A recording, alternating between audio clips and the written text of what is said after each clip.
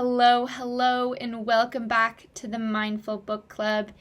I'm your host, Katie Tucker, and I am so excited to talk to you today about Becoming Supernatural by Dr. Joe Dispenza. So, this book was one of the longer ones in my Mindful Reads, and there's a lot to unpack here. Joe Dispenza I've heard a lot about, and so I was very excited to read this. I am currently about to finish my breathwork certification, and it was recommended to read this just to understand the science and mechanics behind that.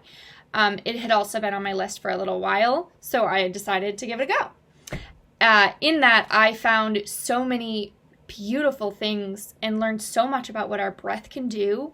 And I am so excited to start. I have started using some of it, and I can't wait to buy some of his meditations and eventually maybe go on one of his retreats because they just sound life-changing. Literally, he talks about people, so many different stories about things people have done, from healing eczema through the breath to being deaf in one ear, and in one session, they come back, they're able to hear again. Just crazy stuff.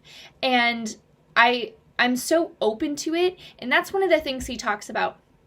In this work, you kind of have to just be open to it. You have to be open to allowing whatever is to become and not really trying to predict the future, because if we're trying to predict the future, then we're kind of stuck in the past because we're predicting the future based off of previous things. And this just keeps our expectations exactly where they are. He gave a story of this, and it's so powerful. I mean, we've talked about this in other meditations, other books, but the meditations are just allowing you to become into the present moment. And if you come into that present moment, it doesn't matter what the future looks like, and you kind of have to just let it unfold. That's something I'm really working on for myself, and that is what breathwork is helping me do, is to allow to just release and start listening to my inner self, that inner goddess, inner voice, spirit, whatever you want to call it. It's there, and it's just waiting to come out. Dr. Joe Dispenza's work really helps highlight on that.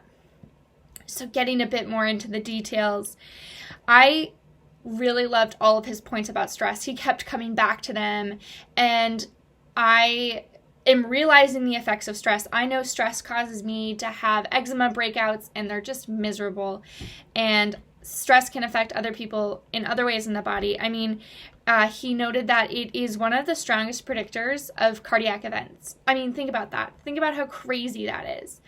You're more likely to have a heart attack if you're stressed out all the time. And think about how many people are stressed all the time. So what can you do to unstress? Maybe sign up for a breathwork session with me. Maybe go to some yoga. I'm also going to start offering private one-on-one sessions with clients for yoga teaching. If you're interested in that, just pop on over to my Instagram at balancedwithktt and you can learn more.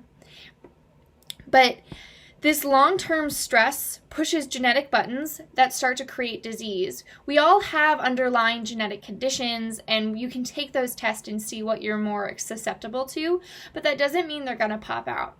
They pop out if we're constantly inundating them with negative things that are going to spark the fire underneath them to get them started.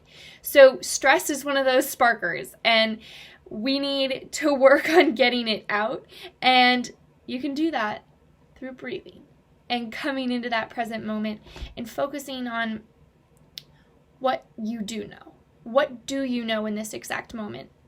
And if you focus on your disease, if you focus on how it's always seeming to get worse, it will get worse, because what we focus on, we create more of. And he talks a lot about that, because stress is decreasing our energy fields, and our energy fields are something that allow us to attract more and more. And when we're aligned with that energy, we're attracting more of the energy, because like attracts to like. So if you're on that energetic field of abundance and love and joy and health and happiness, then that's what you're going to bring more of into your life. He literally goes into the science of how energetic fields work, and he goes into talking about how it can be seen when solar flares, it affects our energy fields, and that's when we have bigger events such as starts of wars or other things that are really bad. And that's just from solar flares. Another really cool thing, though, that highlights on how energy can impact us is this idea of peace gatherings. So he's conducted quite a few where a bunch of people come together and they're all coming to bring one concept to some individuals or bring peace to the world. I think he had about 46,000 on one session one time. And he has proven this on a smaller factor, but when you're coming together like that, you're creating a much bigger reaction. And he showed this by when he had a session, he had the whole crowd just amplifying it up. It was about 150 people, amplifying it up to a few people on the front of the stage, and they watched their energy fields or something go up. All at the exact same time. It was synchronicity, same exact spot in every meditation when he would do it over and over and over again. So that just proves that whatever we want to give out, the energy we give out, it is going to reflect on other people. So if someone is having a bad day, kill them with kindness. Make their day a little bit better. So we are often living in the unconscious mind, and he goes into a story about this woman whose husband killed himself, and then she spiraled into disease and all of these things. And it started out because she kept reliving the moment where she found out about her husband's death. And she kept reliving it, and her body couldn't determine what was in the current moment and what was in the past. So it kept reliving that same exact experience, that same exact stress. Those hormones kept releasing and releasing and releasing. And that just caused her body to break down.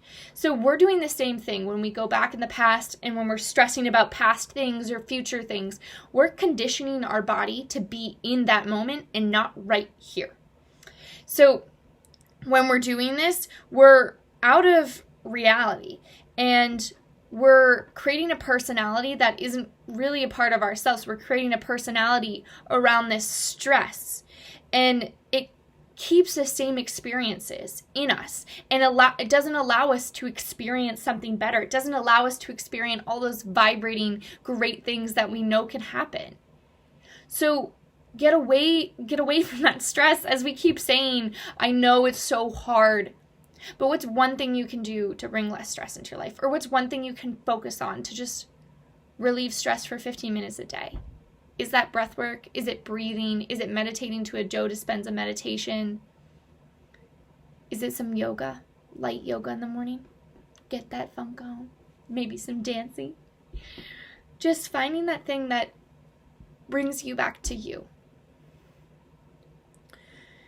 We want to move the energy from the body and begin to recondition what we were thinking, how we're holding on to things, and just surrendering into who we're supposed to be.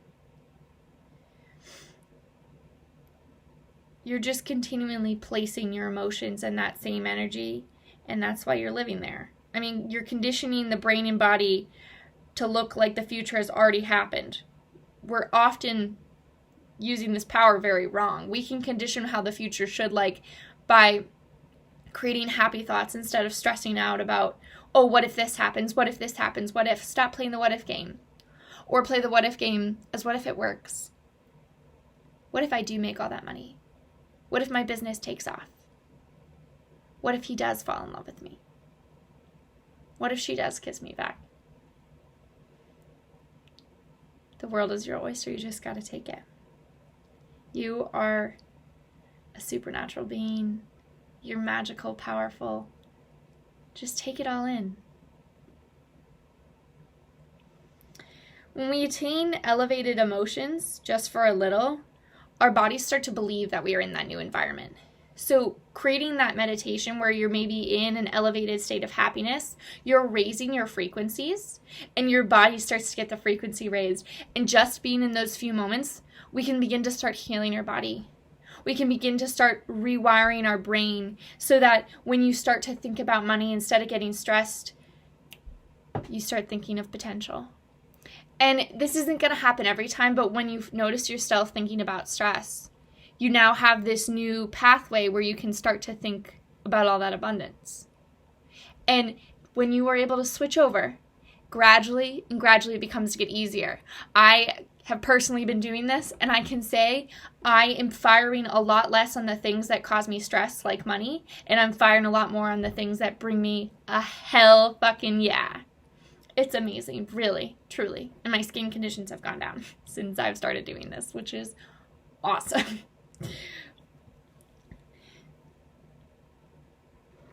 So when we are living in that past state, what he did really bring a great point about is we aren't leaving room for potential. When we're living in that past or living in that future, you're not really creating room for growth or the unknown. So nothing unknown or impossible or magical can happen to you.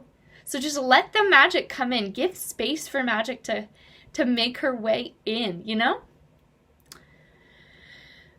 But when you do that, the body will begin to surrender to the present moment if you keep just like bringing it back. Bring it back.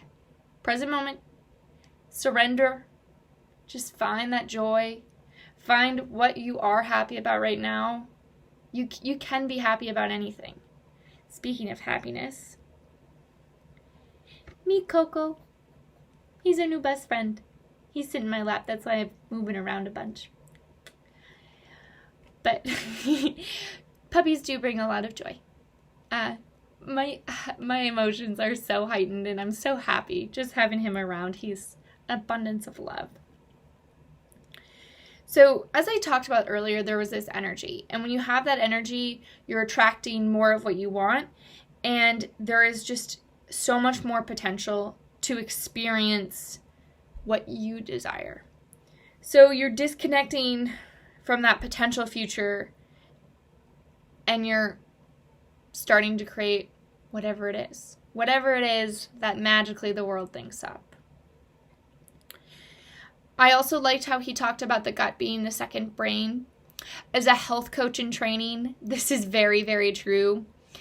You have that gut instinct, and we oftentimes don't follow it, but our gut contains so much information that we really should be listening to it a bit more.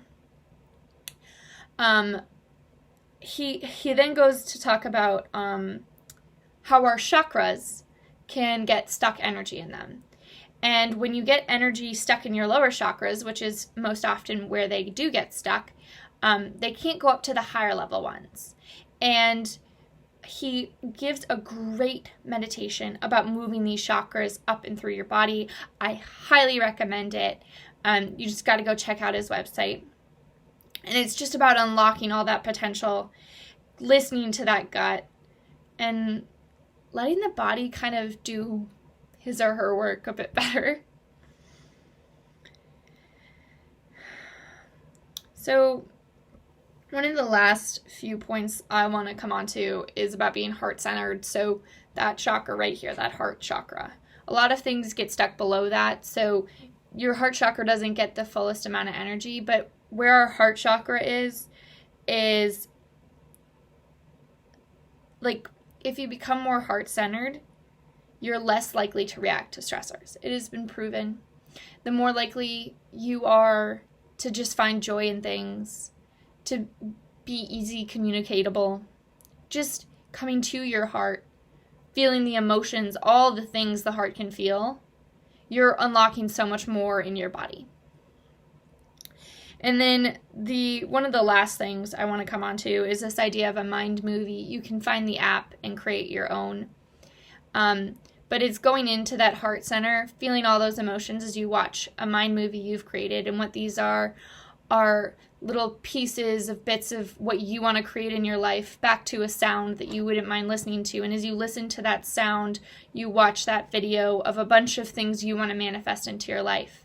And then you can listen to that video, like that song, anywhere, and then bring those emotions that you want to feel, or how those ideas manifesting your life would feel into your heart, and they will start to come alive. Truly, they will. So that is all I have for today. I really highly recommend this read. I recommend a lot of his work. I can't wait to read more from him. He's just got such a scientific brain that it really loops in a lot of concepts. It really makes this work a bit more understandable for people that are a bit doubting of what all your mindset work can do. And with that, I will leave you with that our book of the month for November is 10% Happier by Dan Harris. Very excited about this one. I am hopefully going to love it enough that I gift it to my dad. It seems like something he would really benefit from, and a lot of people that are in corporate roles that are facing a lot of stressors could benefit from. Until then, I hope you have a wonderful and abundant day. Toodles.